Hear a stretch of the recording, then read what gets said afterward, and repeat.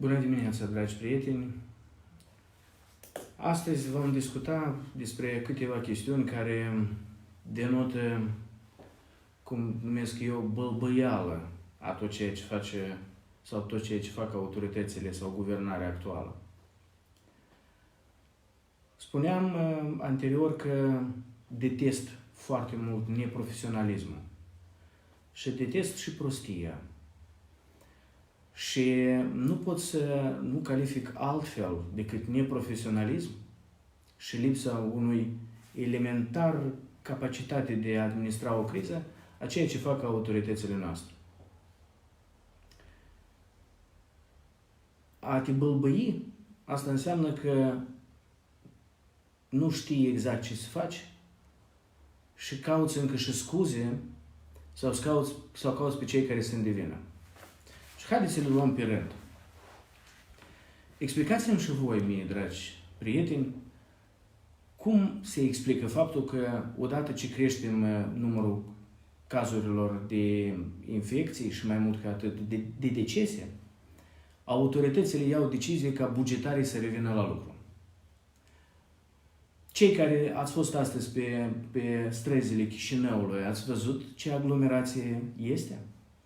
Ați văzut că sunt și ambuteiaje deja?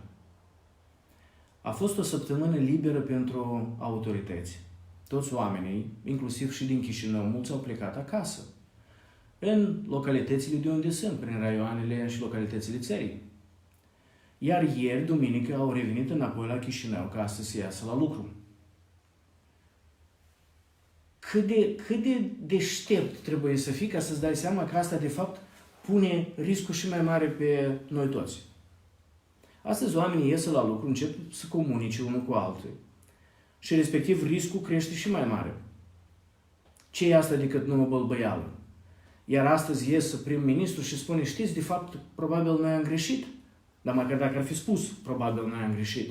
Dar spune că noi cred că vom lua în considerare ca să mai oferim încă 2 săptămâni de zile bugetarilor. Dar lucrul ăsta oare nu s-a putut gândi sau analiza în zilele trecute? Oare nu a fost evident faptul că revenirea bugetarilor, asta este o greșeală foarte mare? Despre salarii și despre părțile, sau așa numită economie, noi încă o să mai discutăm. Dar recent ne-au și scris mai mulți profesori că guvernul a decis să excludă sporurile de eficiență. Respectiv, din cauza asta, scad salariile, inclusiv la medici, inclusiv la profesori și inclusiv la toți bugetarii. Adică, pe de o parte, noi căutăm soluții economice ca oamenii să primească bani fără pierderi, fiindcă au de plătit facturile, fiindcă au de plătit chiria, că au de hrănit familiile, iar pe de altă parte noi luăm decizie ca să tăiem din sporuri. Ce e asta dacă nu e iarăși e bâlbâială din partea guvernării? Zilele trecute am vorbit totodată despre banii cum sunt cheltuiți de la buget. Și am și dat și o replică președintelui că dacă vorbește despre solidaritate, ar trebui să vorbească și despre cheltuielile care se fac din buget, de exemplu în privința medaliilor sau în privința memorialului care se construiește și costă peste 3 milioane de lei.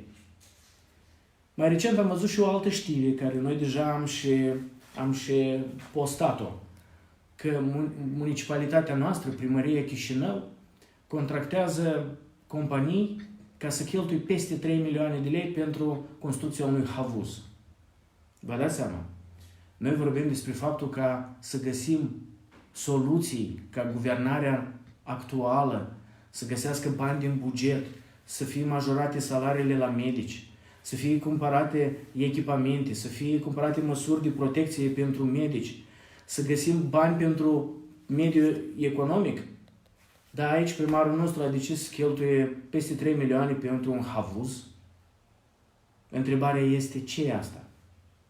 Ce e asta dacă nu asta e o bâlbâială a autorităților noastre? Guvernarea actuală am impresia că parcă lighicește uneori. Ia să apăsăm un buton, oare ce se întâmplă? După ce își dă seama că ceva rău s-a întâmplat, hai să mai apăsăm pe altul buton. Luați mâinile de pe butoane, știți, era vorba, era un banc înainte. Vorbiți despre faptul ca să nu fiți criticați. Președintele Dodon a spus, poate ar trebui să avem un moratoriu. Păi cum să avem moratoriu, domnule președinte Dodon, dacă tot din greșeală în greșeală mergeți? Noi cei din opoziție, inclusiv din opoziția parlamentară și noi cei de la Pro-Moldova am venit cu mai multe soluții în ultimul timp. De exemplu, am venit cu soluția ca centrul de triere să fie făcut la Arena Chișinău, care dumneata, domnule președinte Dodon, în februarie spuneai că e gata în proporție de 99,99. Dar săptămâna trecută, într-o emisiune, ai spus că nu e gata. Când să te creadă cetățenii? În februarie sau săptămâna trecută? Și noi am vorbit cu cei care au construit arena și au spus că arena este gata. Atunci nu înțelegem ce cu bălbăiala asta. Ba să facem un centru de triere la Moldexpo și să cheltuim o grămadă de bani. Iar mai recent, chiar și astăzi, prim-ministru Chicu vorbește despre construcția sau amenajarea unui centru de triere la Manej, la sala polivalentă, în centrul orașului. Domn prim-ministru Chicu, ați fost la Manej? Când ați fost ultima dată? Ați văzut în ce hal arată manejul? Fără toalete, fără dușuri, frig, fără sistem de ventilare. Unde vreți să băgați oamenii? Să-i omorâți mai tare? E ca asta, dragi prieteni, înseamnă bâlbăială. Când nu știi ce să faci și nu mai ghicești. Iar când greșești, am greșit, ia să fac altceva. Sigur că noi trebuie toți să fim consolidați. Dar consolidarea asta și înseamnă dialogul în care dacă venim cu niște propuneri bune, acceptați-le că poate sunt bune, ia să le examinăm, chemați la dialog, haideți să găsim aceste soluții și să le rezolvăm, fiindcă până la urmă e vorba despre țara noastră tuturor, este vorba despre cetățenii noștri. Prim-ministru astăzi iese și spune că de ce oamenii noștri fac live-uri? De ce pacientul acela de la Soroca a făcut live-uri și a criticat medicii? Doamna a criticat atitudinea. Faptul că o săptămână de zile a primit medicamente, niște pastile și sora medicală nici nu putea să-i spună despre ce este vorba. Apoi iară v-ați bălbăit cu măștile, ați uitat? Doamna ministru Dumbrăveanu a mers la magazin fără mănuși, fără mască, după care când pe rețele de socializare au apărut mai multă critică, ați ieșit foarte repede și a spus Organizația Mondială a Sănătății recomandă să nu poarte măști.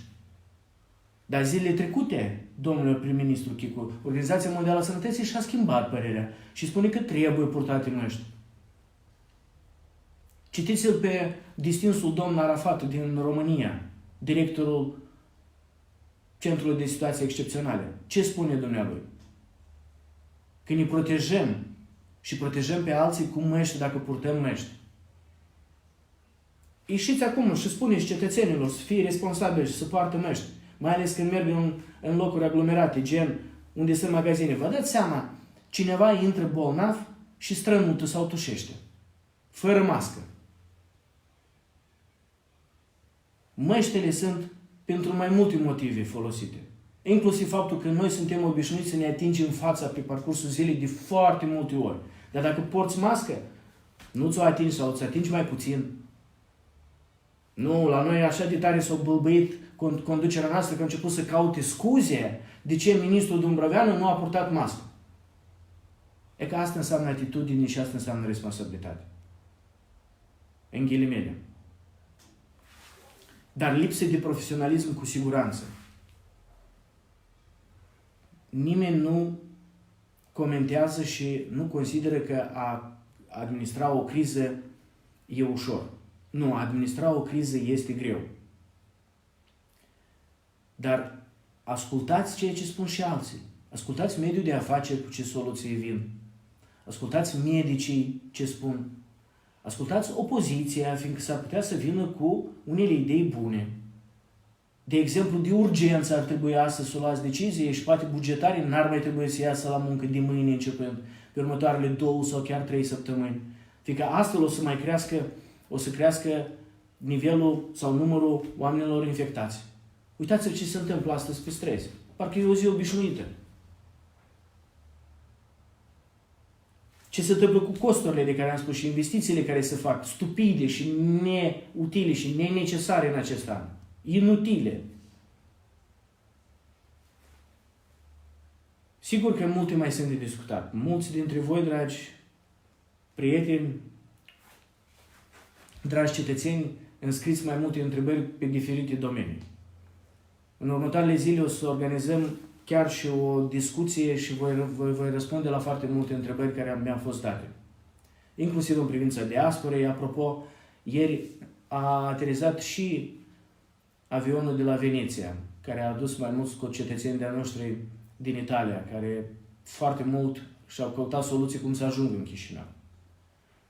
O parte din societatea noastră încă blamează pe cei care revin, spunând mai că de ce au venit, că ne pun sub pericol. Ăștia sunt oamenii noștri, sunt conaționalii noștri. Ei au revenit acasă, din diferite motive. Și trebuie să revină acasă. Vom discuta și despre polița de asigurare medicală, ce se întâmplă cu ea, cât costă. Și uitați-vă câți bani sunt în bugetul statului care pot să meargă în medicină și în sistemul de sănătate, iar el este cheltuit pe medalii, memoriale sau havuzuri. Vă doresc să aveți o zi cât mai bună astăzi și un bun început de săptămână. Dar vreau să fac un apel către toți. Dacă aveți posibilitatea să nu ieșiți din casă, nu ieșiți, stați acasă. Dacă aveți posibilitatea să lucrați de la distanță folosind tehnologiile informaționale, faceți-o. Dacă aveți posibilitatea să ajutați un vecin care este un bătrân sau care are nevoie de o anumită grijă, ajutați-o. Dar păstrând și distanța socială, purtând mască și mănuși, având grijă și de voi, dar și de cei de alături. Sănătate tuturor, aveți grijă de voi și ne auzim foarte curând. O zi bună!